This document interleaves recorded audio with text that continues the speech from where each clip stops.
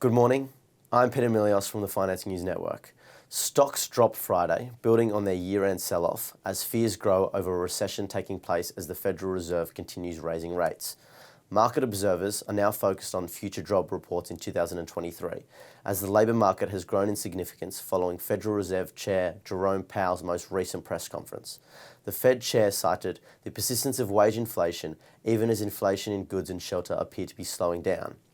The Dow Jones Industrial Average lost 0.85%, the S&P 500 fell 1.1%, meanwhile, the tech-heavy Nasdaq Composite declined 0.97%. Trading was especially volatile Friday, with a large amount of options expiring. There were $2.6 trillion worth of index options expiring, the highest amount relative to the size of the equity market in nearly 2 years. Stocks fell this week in the wake of the Fed's 50 basis point interest rate hike on Wednesday, the highest rate in 15 years.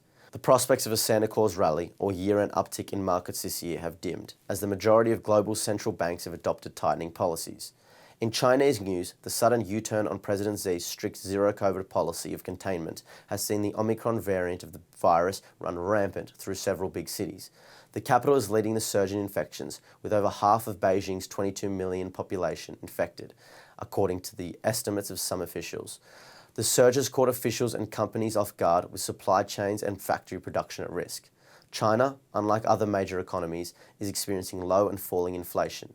The key economic challenge for Beijing moving forward will be how to revive consumer spending and business confidence.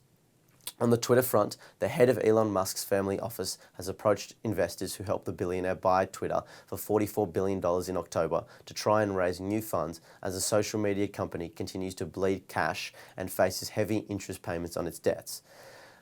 This all comes as Musk continues to sell Tesla shares despite reassurances in April that there would be no more Tesla shares sales. And in commodity news, the US government is to begin replenishing the world's biggest emergency oil stockpile after draining it for months, saying it was moving to bolster the country's energy security and give domestic crude producers assurance to drill more wells. The decision to buy crude again for the Strategic Petroleum Reserve follows a decline in oil prices in recent weeks. Across the sectors, the real estate and consumer discretionary sectors were the biggest laggards. Shares of US banks are taking a beating in December as worries over an expected recession and weakening profit margins dull the industry's appeal. The S&P 500's banks index has slumped some 11% this month against a 5.5% drop for the broader. Among the hardest hitting were the shares of Bank of America, which have fallen 16% this month. Shares of Wells Fargo & Co. have slumped about 14%, and those of JP Morgan Chase & Co. are down 6%. ASX futures are pointing to a 0.4% fall. Thank you for listening. I'm Peter Milios from the Finance News Network.